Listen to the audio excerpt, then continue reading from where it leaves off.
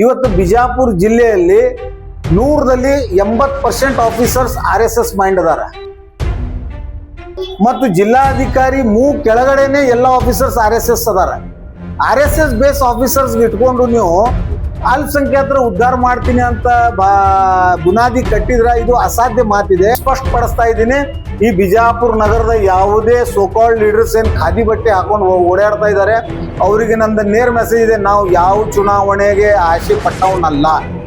ಬರೇ ಕಡಕ್ ಖಾದಿ ಬಟ್ಟೆ ಹಾಕೊಂಡು ನೀವು ಪಾದಯಾತ್ರೆ ಮಾಡಿಕೊಂಡು 4 ಓಣಿಯಲ್ಲಿ ತಿರುಗಾಡಿ ನಾವು ಫೋಟೋ ಶೂಟ್ ಮಾಡಿಕೊಂಡು ವಿಡಿಯೋ ಸ್ಟೇಟ್ಮೆಂಟ್ ಕೊಟ್ಟು ಜನಸೇವೆ ಅಲ್ಲ. ಇವತ್ತು ಎಲ್ಲ ಮಾಧ್ಯಮದ ಮಿತ್ರರಿಗೆ ಸ್ವಾಗತ ಕೋರುತ್ತಾ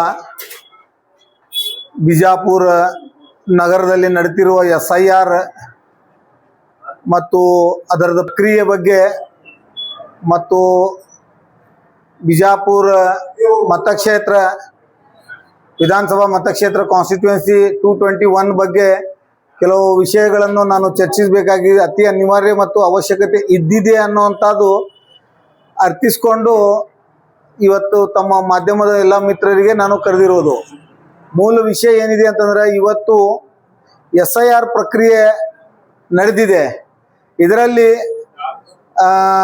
ನಿನ್ನೆ ದೃಶ್ಯ ಮಾಧ್ಯಮದಲ್ಲಿ ನಾನು ಗಮನಿಸಿದ್ದೇನೆ, ನಮ್ಮ ನಗರ ಶಾಸಕರಾದ ಶ್ರೀ ಬಸನಗೌಡ ಪಾಟೀಲ್ ಯತ್ನಾಳ್ ಅವರು, ಉಚ್ಚಾಟಿತ ನಗರ ಶಾಸಕರಾದ ಬಸನಗೌಡ ಪಾಟೀಲ್ ಯತ್ನಾಳ್ ಅವರು ನಿನ್ನೆ ಒಂದು ಬೆಂಗಳೂರಿನಿಂದ ರಾಜ್ಯದ ಮಾಧ್ಯಮದಲ್ಲಿ ಒಂದು ಸಂದೇಶ ರವಾನಿಸಿದ್ದು, ಅದು ನಾನು ದೃಶ್ಯ ಮಾಧ್ಯಮದಲ್ಲಿ ಗಮನಿಸಿದ್ದೇನೆ.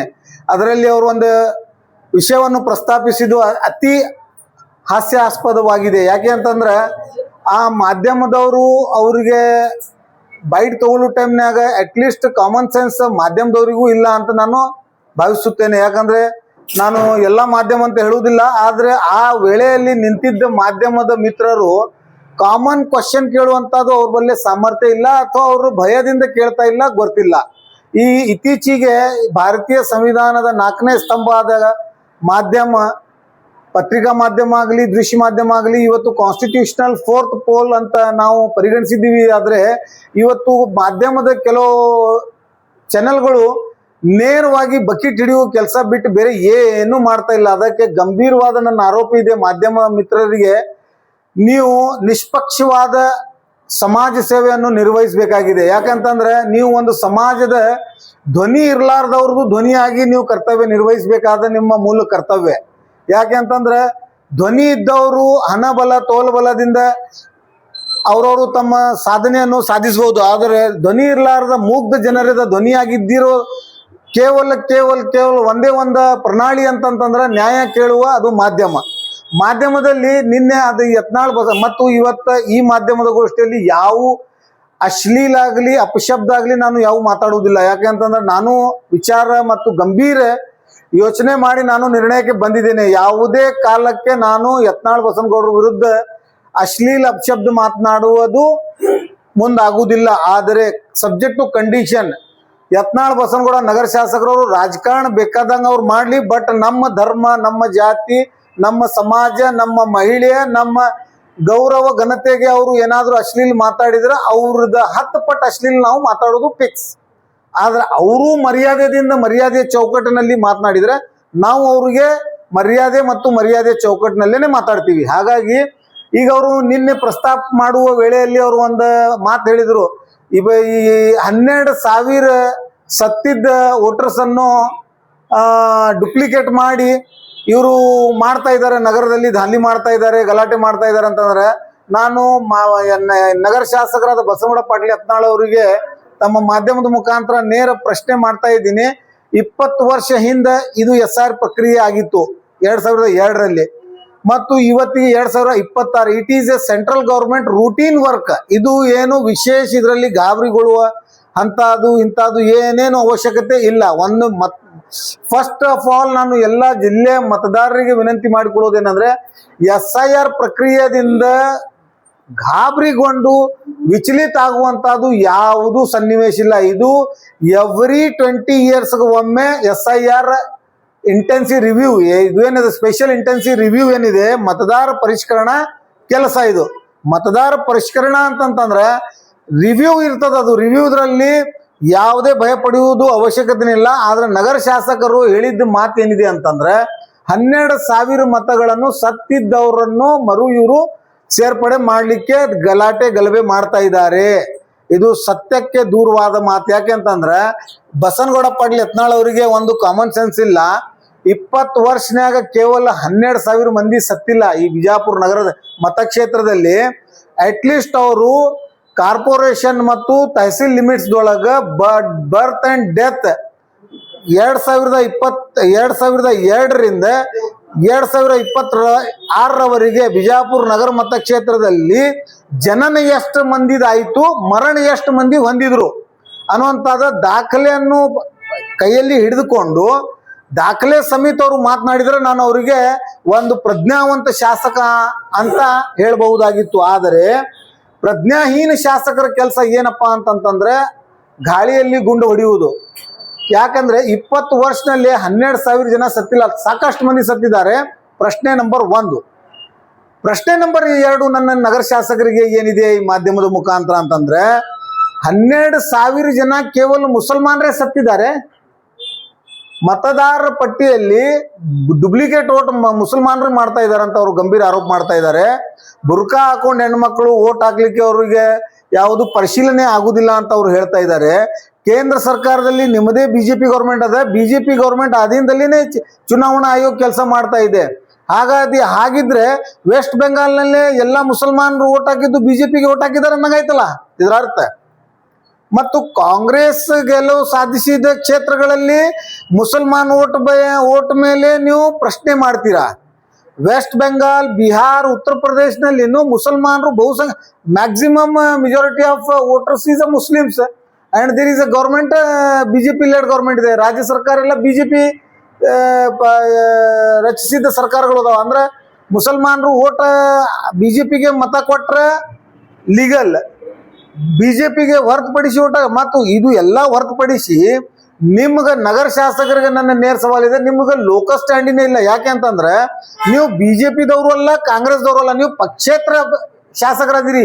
ಆಸ್ ಆನ್ ಟುಡೇ ನಿಮ್ಗೆ ಕೇಳುವ ಮಾರಲ್ ರೈಟ್ಸೇ ಇಲ್ಲ.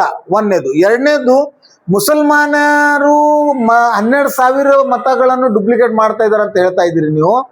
20 ವರ್ಷನಲ್ಲಿ ಮುಸಲ್ಮಾನರೇ ಪರಿಷ್ಕರಣಾ ಒಳಗ ಮತ ಆ್ಯಡ್ ಮಾಡ್ತಾ ಇದ್ದಾರೋ ಏನು ಎಲ್ಲ ಧರ್ಮೀಯ ಜಾತಿಯವರು ಸತ್ತವರು ಅವ್ರವ್ರು ಸೇರ್ಪಡೆ ಮಾಡ್ತಾ ಇದ್ದಾರೆ. ಇದು ನೀವು ಏನದ ಮೊದಲ ತಹಸೀಲ್ದಾರ್ ಮತ್ತು ಕಾರ್ಪೊರೇಷನ್ ಕಮಿಷನರ್ ಜೊತೆಗೆ ಚರ್ಚೆ ಮಾಡಿ ಈ ಸ್ಟೇಟ್ಮೆಂಟ್ ಕೊಟ್ಟಿದ್ರೆ ನಾನು ನಿಮ್ಮ ಸ್ಟೇಟ್ಮೆಂಟ್ ಅನ್ನು ಒಪ್ತಿದೆ. ಮತ್ತು ಇದರಲ್ಲಿ ಇನ್ನ ಒಂದು ನಾನು ಈಗ ಪ್ರಶ್ನೆನ ಪಾಯಿಂಟ್ ನಂಬರ್ 2 ಮೇಲೆ ನಾನು ಈ ಚರ್ಚೆ ಮಾಡಲಿಕ್ಕೆ ಹೊರಟಿದ್ದೀನಿ. ಈ ಬಿಜಾಪುರ ನಗರದಲ್ಲಿ ಮತದಾರರ ಪಟ್ಟಿಯಲ್ಲಿ ಪರಿಷ್ಕರಣೆ ಸಂಬಂಧ ಗೊಂದಲ ಸೃಷ್ಟಿ ಆಗ್ಲಿಕ್ಕೆ ಬಿಜೆಪಿ, JDS ಇವರೆಲ್ಲರೂ ಕಾರಣ ಇಲ್ಲ ಅಂತ ನನ್ನ ವೈಯಕ್ತಿಕ ಅಭಿಪ್ರಾಯ. ಯಾಕೆ ಅಂತಂದ್ರ ಇವತ್ತು ನೋಡ್ರಿ, ಕರ್ನಾಟಕ ರಾಜ್ಯದೊಳಗೆ ಇರ್ತಕ್ಕಂಥ ಸರ್ಕಾರ ಕಾಂಗ್ರೆಸ್ ಆಡಳಿತ ಸರ್ಕಾರ. ಮತ್ತು ಕಾಂಗ್ರೆಸ್ ಆಡಳಿತ ಬರ್ಬೇಕಾಗಿತ್ತು ಅಂತಂದ್ರೆ 99.99% ಅಲ್ಪಸಂಖ್ಯಾತರು ಈ ರಾಜ್ಯದೊಳಗ ಅವರಿಗೆ ಕೈ ಜೋಡಿಸಿ ಮತಯಾಚನೆ ಮಾಡಿದರು. ಹಾಗಾಗಿ ಕಾಂಗ್ರೆಸ್ ಲೆಡ್ ಗೌರ್ಮೆಂಟ್ ಬಂತು. ಮತ್ತು ಇವತ್ತು ಬಿಜಾಪುರ ನಗರ ಮತಕ್ಷೇತ್ರದಲ್ಲಿ ಚಿಂಚೋಳಿ ಅಲ್ಲಿಂದ ಇಲ್ಲಿಂದ ವೋಟ್ ಬಂದಿದ್ದಾವೆ ಅಂತೇಳಿ ನಮ್ಮ ಪರಮಗೊಂಡ ಅಭ್ಯರ್ಥಿಯಾದ ಅಬ್ದುಲ್ ಹಮೀದ್ ಮುಷರೀಫ್ ಅವರು ಸುಪ್ರೀಂ ಕೋರ್ಟ್ ಮಟ್ಟ ಅವರು ತಮ್ಮ ಗ್ರೀವಿಯನ್ಸ್ ಅನ್ನು ಇಟ್ಟಿದ್ರು. ಆದ್ರೆ ಟೆಕ್ನಿಕಲ್ ಆ ಸುಪ್ರೀಂ ಕೋರ್ಟ್ ನ್ಯಾಯ ತೀರ್ಪು ನನಗೂ ಗೊತ್ತಿದೆ, ಅದನ್ನ ನಾನು ಸಂಪೂರ್ಣವಾಗಿ ಅದನ್ನು ವಿಶ್ಲೇಷಣೆ ಮಾಡಿದ್ದೀನಿ. ಆ ಸುಪ್ರೀಂ ಕೋರ್ಟ್ ತೀರ್ಪು ಏನಾಗಿದೆ ಅಂತಂದ್ರೆ ಅದು ಮೆರಿಟ್ಸ್ ಮೇಲೆ ಡಿಸ್ಪೋಸಲ್ ಆಗಿಲ್ಲ, ಅದು ಟೆಕ್ನಿಕಲ್ ಗ್ರೌಂಡ್ ಮೇಲೆ ಅವರು ಡಿಸ್ಮಿಸ್ ಆಗಿದ್ದಾರೆ. ಮೆರಿಟ್ಸ್ ಮೇಲೆ ಡಿಸ್ಮಿಸ್ ಆಗಿತ್ತು ಅಂತಂದ್ರೆ ಬಸನಗೌಡ ಪಾಟೀಲ್ ಯತ್ನಾಳ್ ಅವ್ರು ಹೇಳ್ತಾ ಇರೋದು ಮಾತ ಸತ್ಯಕ್ಕೆ ಸತ್ಯವಾಗಿದೆ ಅಂತ ಹೇಳ್ಬೋದಾಗಿತ್ತು. ಆದರೆ ಸುಪ್ರೀಂ ಕೋರ್ಟ್ ನಲ್ಲಿ ಟೆಕ್ನಿಕಲ್ ಗ್ರೌಂಡ್ ಅಂದ್ರೆ ಫೈಲಿಂಗ್ ಪ್ರೊಸೀಜರ್ ಅಲ್ಲಿ ಲ್ಯಾಪ್ಸಿಸ್ ಆಗಿರೋದ್ರಿಂದ ಹಾಗಾಗಿ ಅವ್ರದ್ದು ಸುಪ್ರೀಂ ಕೋರ್ಟ್ ನಲ್ಲಿ ಅಡ್ಮಿಷನ್ ಸ್ಟೇಜ್ ನಲ್ಲಿ ಕೇಸ್ ಡಿಸ್ಮಿಸ್ ಆಯಿತು. ಅದರದ ಅಡ್ವಾಂಟೇಜ್ ಬಸನಗೌಡ ಪಾಟೀಲ್ ಯತ್ನಾಳ್ ತಗೊಳ್ಳುವಂತಹದ್ದು ಏನೂ ಅಲ್ಲೇ ಹೂಳಿಲ್ಲ. ಒಂದೇದು. ಎರಡನೇದು, ಬಿಜಾಪುರ ನಗರದಲ್ಲಿ ಇವತ್ತು ತಾವು ಗಮನಿಸಬೇಕಾಗಿತ್ತು ಗಂಭೀರವಾದ ವಿಷಯ ನಾನು ಜಿಲ್ಲಾ ಆಡಳಿತ ಮೇಲೆ ಮತ್ತು ಜಿಲ್ಲಾ ಉಸ್ತುವಾರಿ ಸಚಿವರಾದ ಡಾಕ್ಟರ್ MB ಪಾಟೀಲ್ ಅವ್ರ ಮೇಲೆ ನಾನು ಮಾಡ್ತಾ ಇದ್ದೀನಿ. ಏನಂತಂದ್ರೆ ಇವತ್ತು ಪರಿಷ್ಕರಣಾ ಆಗಲಿ, SIR ಆಗಲಿ, NRC ಆಗಲಿ, CA ಆಗಲಿ, ಯಾವುದೇ ಸರ್ಕಾರಿ ಮೂಮೆಂಟ್ಸ್ ಅಗ್ನೇಸ್ಟ್ ದ ಮುಸ್ಲಿಮ್ಸ್ ಆಗಲಿ, ಅಗ್ನೇಸ್ಟ್ ದ ದಲಿತ್ಸ್ ಆಗಲಿ, ಅದಕ್ಕೆ ಗೌರ್ಮೆಂಟ್ ಅಂಡ್ ಅಡ್ಮಿನಿಸ್ಟ್ರೇಷನ್ ಜವಾಬ್ದಾರಿ ಇರ್ತದೆ. ಯಾವುದೇ ಸ್ಕೀಮ್ ಅನುಷ್ಠಾನಗೊಳಿಸಬೇಕಾದ್ರೆ ಗೌರ್ಮೆಂಟ್ ಅದಕ್ಕೆ ರೆಸ್ಪಾನ್ಸಿಬಲ್ ಇರ್ತದೆ. ಇವತ್ತು ಬಿಜಾಪುರ ಜಿಲ್ಲೆಯಲ್ಲಿ 100ರಲ್ಲಿ 80% ಆಫೀಸರ್ಸ್ RSS ಮೈಂಡ್ ಅದಾರ. ಸರ್ಕಾರ ಬದಲಾವಣೆ ಆಗ್ತಾ ಇದಾವೆ. ಒಮ್ಮೆ ಕಾಂಗ್ರೆಸ್ ಪವರ್ನಾಗ ಬಂದಿರ್ತದ, ನೆಕ್ಸ್ಟ್ 5 years ನಂತರ BJP ಪವರ್ನಾಗ ಬಂದಿರ್ತದ. ಆದರೆ ಆಫೀಸರ್ಸ್ ಅದೇ ಅದಾರ. 10 ವರ್ಷದಿಂದ ಪೊಲೀಸ್ ಇಲಾಖೆ ಒಳಗೆ ಒಬ್ಬ PSI ಆಗಿ ಇಲ್ಲಿ ಪ್ರೊಬೇಷನರಿ ಡ್ಯೂಟಿ ಜಾಯಿನ್ ಆದ್ರೆ ಬಿಜಾಪುರ ನಗರ ಕ್ಷೇತ್ರದಲ್ಲಿ PSI ಆಗಿ ಡ್ಯೂಟಿ ಜಾಯಿನ್ ಆದ್ರೆ ಇವತ್ತು ಅವರು DSP ಅಡಿಷನಲ್ SP ರ್ಯಾಂಕ್ ನಲ್ಲಿ ಅವ್ರು ಬಿಜಾಪುರ ನಗರದಲ್ಲೇನೆ ಇದ್ದಾರೆ. ಠಿಕಾನೆ ಅವ್ರು ಇಲ್ಲೇ ಇರದ. ಮತ್ತು ಗೋಲ್ ಗುಮ್ಮಜ್ ಪೊಲೀಸ್ ಸ್ಟೇಷನ್ PSIಗೆ ಟ್ರಾನ್ಸ್ಫರ್ ಮಾಡಿದ್ರೆ ಅವರು ಗಾಂಧಿ ಚೌಕಿಗೆ ಹೋಗ್ತಾರೆ. ಗಾಂಧಿ ಚೌಕ್ದಿಂದ ಟ್ರಾನ್ಸ್ಫರ್ ಮಾಡಿದ್ರೆ ಜಲ್ ನಗರ್ಗೆ ಬರ್ತಾರೆ. ಜಲ್ ನಗರ್ ಟ್ರಾನ್ಸ್ಫರ್ ಮಾಡಿದ್ರೆ ತಿಕೋಟಾಗ ಹೋಗ್ತಾರೆ. ತಿಕೋಟಾದಿಂದ ಟ್ರಾನ್ಸ್ಫರ್ ಮಾಡಿದ್ರೆ ಬಾಗೇವಾಡಿಗೆ ಬರ್ತಾರೆ. ಬಾಗೇವಾಡಿಗೆ ಟ್ರಾನ್ಸ್ಫರ್ ಮಾಡಿದ್ರೆ ಬಬಲೇಶ್ವರ್ಗೆ ಬರ್ತಾರೆ. ಸರ್ಕಲ್ ಇಲ್ಲೇ ಅದ. ತಹಸೀಲ್ದಾರ್ದಿಂದ ತಲಾಟಿವರೆಗೆ ನೀವು ಚೆಕ್ ಮಾಡ್ರಿ, ಎಲ್ಲ ಆಫೀಸರ್ಸ್ BJP ಗೌರ್ಮೆಂಟ್ನಾಗ ಇದ್ದವ್ರೆ ಕಾಂಗ್ರೆಸ್ ಗೌರ್ಮೆಂಟ್ನಾಗ ಇದ್ದಾರೆ. ಕಾರ್ಪೊರೇಷನ್ ಕಮಿಷನರ್ದಿಂದ ಹಿಡಿದು SDC ಕ್ಲರ್ಕ್ ರವರಿಗೆ ಇವತ್ತು RSS ಮೈಂಡ್ ಆಫೀಸರ್ಸ್ ಕರ್ತವ್ಯ ನಿರ್ವಹಿಸ್ತಾ ಇದ್ದಾರೆ. ಇವರಿಂದ ನೀವು ಯಾವ ಸತ್ಯಾಸತ್ಯತೆ ನಿಷ್ಪಕ್ಷ ಕಾರ್ಯವೈಖರಿದ ನಿರೀಕ್ಷಣೆ ಮಾಡಲಿಕ್ಕೆ ಸಾಧ್ಯ ಇದೆ? ಇದು ನನ್ನ ಗಂಭೀರ ಆರೋಪ ಇದೆ ಜಿಲ್ಲಾಡಳಿತಗೆ. ಮತ್ತು ಜಿಲ್ಲಾಧಿಕಾರಿ ಕೆಳಗಡೆನೆ ಎಲ್ಲ ಆಫೀಸರ್ಸ್ RSS ಅದಾರ. RSS ಬೇಸ್ ಆಫೀಸರ್ಸ್ ಇಟ್ಕೊಂಡು ನೀವು ಅಲ್ಪಸಂಖ್ಯಾತರ ಉದ್ಧಾರ ಮಾಡ್ತೀನಿ ಅಂತ ಬುನಾದಿ ಕಟ್ಟಿದ್ರ ಇದು ಅಸಾಧ್ಯ ಮಾತಿದೆ. ಮತ್ತು ನಾನು ನಿರ್ಭೀತವಾಗಿ ಯಾಕೆ ಹೇಳ್ತಾ ಇದ್ದೀನಿ ಅಂತಂತಂದ್ರೆ ಇವತ್ತು ಮಾಧ್ಯಮದ ಮುಖಾಂತರ ನೋಡ್ರಿ, ಬುರ್ಕಾ, ಶರ್ಗಾ, ಕುಕುಮ, ಪಾಯಲ್, ಜೀನ್ಸ್ ಪ್ಯಾಂಟ್, T-ಶರ್ಟ್ ಇದು ಯಾವುದೂ ಕಾನೂನಾತ್ಮಕ ಅಗತ್ಯ ಇರಲಾರ್ದ ವಿಷಯ. ಯಾಕಂತಂದ್ರೆ ಮತ ಚಲಾವಣೆ ಮಾಡುವ ವೇಳೆಯಲ್ಲಿ ಇಲೆಕ್ಷನ್ ನಿರ್ಧಾರ ಆದಾಗ ಮುಖ್ಯ ಚುನಾವಣಾ ಆಯೋಗ ಗೈಡ್ಲೈನ್ಸ್ ಇಶ್ಯೂ ಮಾಡಿರ್ತಾರೆ, ಅಡ್ವೈಸರಿ. ಅನಕ್ಷರಸ್ಥ ಶಾಸಕನ ಇದ್ದಿದ್ದನ್ನು ಉದಾಹರಣೆ ಏನಪ್ಪಾ ಅಂತಂದ್ರೆ ಬುರ್ಕಾ, ಜೀನ್ಸ್ ಪ್ಯಾಂಟ್, T-ಶರ್ಟ್. ಈಗ ಅಘೋರಿ ಸ್ವಾಮಿಗಳು ಬತ್ಲೆ ಇರ್ತಾರೆ. ಅವಾಗ ಅವರು ಮತದಾರ ಅದಾರಲ್ಲ ಈ ದೇಶದ ಅಘೋರಿ ಸ್ವಾಮಿಗಳು ಬತ್ಲೆಯಾಗಿ ಅಡ್ಡಾಡ್ತಾರೆ. ಅವ್ರದ್ದು ಸಂಪ್ರದಾಯ, ಅದು ಟ್ರೆಡಿಷನ್ಸ್ಗೆ ಯಾರು ಪ್ರಶ್ನೆ ಮಾಡುವಂಥದ್ದು ಇಲ್ಲೇ ಇಲ್ಲ. ಈಗ ಸನಾತನ ಹಿಂದೂ ಧರ್ಮದವರು ಮೂರ್ತಿ ಪೂಜೆಯಲ್ಲಿ ನಂಬಿಕೆ ಇಟ್ಟಿಕೊಂಡವರು, ಮುಸಲ್ಮಾನ್ ಧರ್ಮರು ಅಲ್ಲಾನ್ ಮೇಲೆ ಭಕ್ತಿ ಇಟ್ಟಿಕೊಂಡವರು, ಕ್ರೈಸ್ತನವರು ಯೇಸು ಕ್ರಿಸ್ತ ಮೇಲೆ, ಬೌದ್ಧರು ಬೌದ್ಧ ಮೇಲೆ. ಸೊ ಟ್ರೆಡಿಷನ್ಸ್ ಅಂಡ್ ಕಸ್ಟಮ್ಸ್ಗೆ ನೀವು ಚುನಾವಣಾಕ್ಕೆ ಸೀಮಿತವಾಗಿ ಮಾತನಾಡೋದು ಬಾಲಿಶ ಹೇಳಿಕೆ ಅಂತ ನಾನು ಅನ್ನಿಸ್ಕೋತೀನಿ. ನೀವು ಸ್ಟೇಟ್ಮೆಂಟ್ ಕೊಡ್ತೀರಿ, ಅವರು ಸ್ಟೇಟ್ಮೆಂಟ್ ಕೊಡ್ತಾರೆ. ಆದ್ರೆ ಸ್ಟೇಟ್ಮೆಂಟ್ ಕೊಟ್ಟ ನಂತರನು ಅವರು ಟೀಕೆ ಮಾಡೋದು ಬಿಡಲ್ಲ. ಈಗ ಅವ್ರು ಆಗಾಳೆ ಹೇಳಿದಿನಲ್ಲ, ನಾನು ಅದ್ರಾಗ ಉತ್ತರ ಕೊಟ್ಟಿದ್ದೀನಿ. ಈಗ ಟೀಕೆ ಮಾಡ್ಲಿ, ಅವ್ರು ನಮ್ಮ ಸಮಾಜ ಬಗ್ಗೆ ಟೀಕೆ ಮಾಡ್ಲಿ, ಸಂವಿಧಾನಾತ್ಮಕ ಟೀಕೆ ಮಾಡಿದ್ರೆ ನಾನೇನು ರಾಜಕಾರಣಿ ಅಲ್ಲ ಅವ್ರ ವಿರುದ್ಧ ಕೌಂಟರ್ ಸ್ಟೇಟ್ಮೆಂಟ್ ಕೊಡಾಕ. ಅವ್ರ ರಾಜಕಾರಣಿಗಳು ಅದಾವ್ರ ನಗರದಲ್ಲಿ ಅವ್ರು ಮಾಡ್ತಾರೆ. ಬಟ್ ಸಮಾಜಕ್ಕಾಗಿ ಧರ್ಮಕ್ಕಾಗಿ ಅವೇಳನಕಾರಿ ಮಾತನಾಡಿದ್ರೆ ಅದಕ್ಕೆ ನಾವು ನಿಂತೆ ಬಿಟ್ಟಿವಿ. ಅದಕ್ಕೆ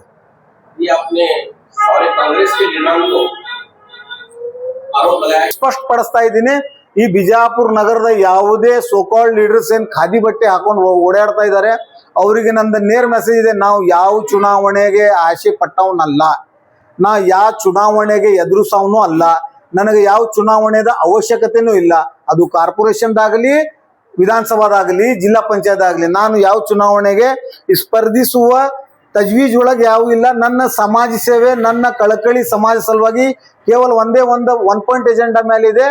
ನಮ್ಮ ಧರ್ಮ, ನಮ್ಮ ಜಾತಿ, ನಮ್ಮ ಸಮಾಜ, ನಮ್ಮ ಮುಗ್ಧ ಜನರದ ಅಹವಾಲಕ್ಕಾಗಿ, ಅವ್ರದ್ದು ಅನ್ಯಾಯಕ್ಕಾಗಿ ನಾನು ಅವ್ರ ಸಲುವಾಗಿ ನ್ಯಾಯ ಕೊಡಲಿಕ್ಕಾಗಿ ಯಾವುದೇ ಹಂತದಲ್ಲಿನೂ ಹೋರಾಟ ಮಾಡಲಿಕ್ಕೆ ಸಿದ್ಧ ಇದ್ದೀನಿ. ಇದು ಒಂದು ಸ್ಪಷ್ಟ ನನ್ನ ನಿಲುವು. ಎರಡನೇದು, ಕಾರ್ಪೊರೇಷನ್ದಲ್ಲಿ ಇವತ್ತು ಯಾವುದೇ ಅಧಿಕಾರಿಗೆ ನೀವು ಕೇಳ್ರಿ, ಅವರು based on RSS formula work ಮಾಡ್ತಾರೆ. Even corporation panel advocates, judicial ಸಿಸ್ಟಮ್ದೊಳಗೆ ಎಲ್ಲ RSS ಅಡ್ವೊಕೇಟ್ಸ್ ಲೀಗಲ್ ಅಡ್ವೈಸರ್ಸ್ ಅದಾರ. ಜಿಲ್ಲಾಧಿಕಾರಿ ಕಚೇರಿ ಒಳಗ ಲೀಗಲ್ ಅಡ್ವೈಸರ್ಸ್ ಅವರಿಗೆ ಎಲ್ಲ RSS ದವ್ರು ಇದ್ದಾರೆ. ಹೀಗಿರುವಾಗ ನೀವು ನಿಷ್ಪಕ್ಷ ಕೆಲಸ ಕಾರ್ಯದ ನಿರೀಕ್ಷಣೆ ಮಾಡೋದು ಇದು ಮೂರ್ಖತನ ನಮ್ಮದು. ಒಂದೇದು. ಇದಕ್ಕೆ ಮಾನ್ಯ ಜಿಲ್ಲಾ ಉಸ್ತುವಾರಿ ಸಚಿವರಾದ ಡಾಕ್ಟರ್ MB ಪಾಟೀಲ್ ಸಾಹೇಬರು ಕೂಡಲೇ ಇನ್ನೂ 2 ವರ್ಷ ಕಾಲಾವಕಾಶ ಇದೆ, ಅಲ್ಪಸಂಖ್ಯಾತರದ ಅಭಿವೃದ್ಧಿ ಏನು ಆಗಿದೆ ಅನ್ನುವಂಥದ್ದು ಪ್ರಶ್ನೆ ಉತ್ತರ ಮಾಡೋಕ್ಕಿಂತ ಎಲ್ಲ ಅಧಿಕಾರಿಗಳದ ಮೀಟಿಂಗ್ ತೆಗೆದುಕೊಂಡು ಅವ್ರದ್ದು ಹಿನ್ನೆಲೆ ಬ್ಯಾಕ್ಗ್ರೌಂಡ್ ಚೆಕ್ ಮಾಡಿಕೊಂಡು ಅವ್ರಿಗೆ ಇಮಿಡಿಯೇಟ್ ವಿದೌಟ್ ಎನಿ ಡಿಲೇ ಅವ್ರದ್ದೆಲ್ಲರಿಗೂ ಟ್ರಾನ್ಸ್ಫರ್ ಮಾಡಿ ಜಾತ್ಯತೀತ ಸೆಕ್ಯುಲರ್ ಮೈಂಡ್ ಕಾನ್ಸ್ಟಿಟ್ಯೂಷನ್ ಮೇಲೆ ನಂಬಿಕೆ ಇಟ್ಟು ಅಧಿಕಾರಿಗಳು ಕೆಲಸ ಮಾಡುವಂತ ಅಧಿಕಾರಿಗಳನ್ನು ನೇಮಕ ಮಾಡಿಕೊಂಡು ಈ ಕೆಲಸವನ್ನು ಮುಂದುವರಿಸಬೇಕಂತ ನನ್ನ ಆಗ್ರಹ. ಮೂರನೇ ಪಾಯಿಂಟ್ ನಂಬರ್ 3, ಈಗ ಬಿಜಾಪುರ ನಗರದಲ್ಲಿ ಕೇವಲ ಒಂದೇ ಒಂದು ವ್ಯಕ್ತಿ ಕಾಂಗ್ರೆಸ್ ಪರವಾಗಿ ಆಗಲಿ ಈ SIR ಪ್ರಕ್ರಿಯೆಯನ್ನು ಮುಂದುವರಿಸಲಿಕ್ಕಾಗಲಿ ಓಡಾಡ್ತಾ ಇದ್ದಾರೆ. ಅದು ಪರಮಗೊಂಡ ಅಭ್ಯರ್ಥಿ ಆದ ನಮ್ಮ ಅಬ್ದುಲ್ ಹಮೀದ್ ಮುಶ್ರೀಫ್ ಅವರು.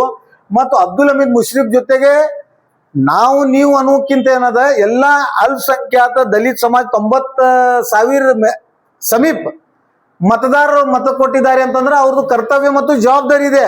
ಮತ್ತು ನಾನು ಅಬ್ದುಲ್ ಹಮೀದ್ ಮುಶ್ರೀಫ್ ಅವ್ರ ಪರವಾಗಿ ಅವ್ರ ವಿರುದ್ಧವಾಗಿ ಮಾತಾಡ್ತಾ ಇದ್ದೀನಿ ಅಂತ ಅನ್ಯತಾ ಭಾವಿಸಬಾರದು.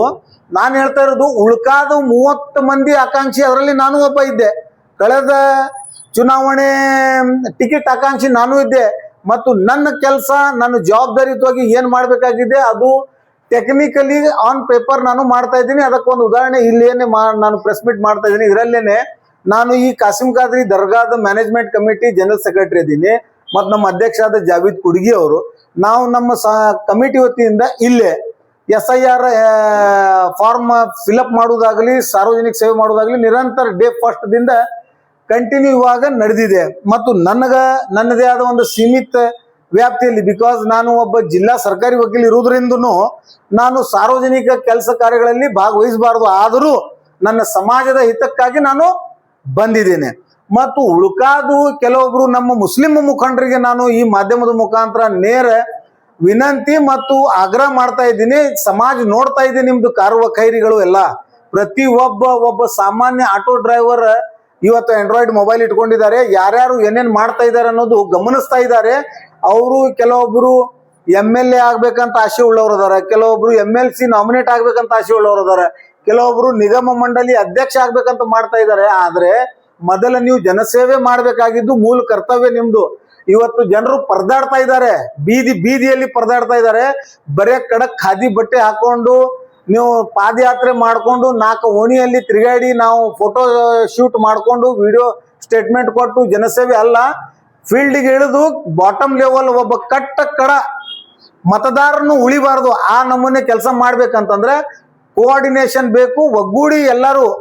ಇವತ್ತು ಕೋಮುವಾದಿ ಫಾಸಿಸ್ಟ್ ಸಂಘಟನೆಗಳನ್ನು ನಾವು ಸೋಲಿಸಬೇಕಾದ್ರೆ ಎಲ್ಲರೂ ತಮ್ಮ ವ್ಯಾಪ್ತಿಯನ್ನು ಮರೆತು ಎಲ್ಲರೂ ಕಾಮನ್ ಮಿನಿಮಮ್ ಪ್ರೋಗ್ರಾಮ್ ಮಾಡಿಕೊಂಡು ಒಗ್ಗೂಡಿಸಿ ಏನದ SIR ಪ್ರಕ್ರಿಯೆಯನ್ನು ಮುಗಿಸ್ಬೇಕು. ಯಾಕಂದ್ರೆ SIR ಇದು ಎಲ್ಲ ನಾನು ಮತದಾರರಿಗೂ ನಾನು ವಿನಂತಿಸಿ ಕೊಡೋದೇನಂದ್ರೆ, ಇವತ್ತು SIR ಪ್ರಕ್ರಿಯೆಯನ್ನು ನಾವು ವಿಫಲ ಮಾಡ್ಕೊಂಡಿವಿ ಅಥವಾ SIR ನಲ್ಲಿ ನಮ್ಮ ಓಟ್ ಡಿಲೀಟ್ ಆಯ್ತು ಅಂತಂದ್ರೆ ನಮ್ಮ ನಾಗರಿಕತಾ ಮೇಲೆ ಪ್ರಶ್ನೆ ಬರ್ತದೆ.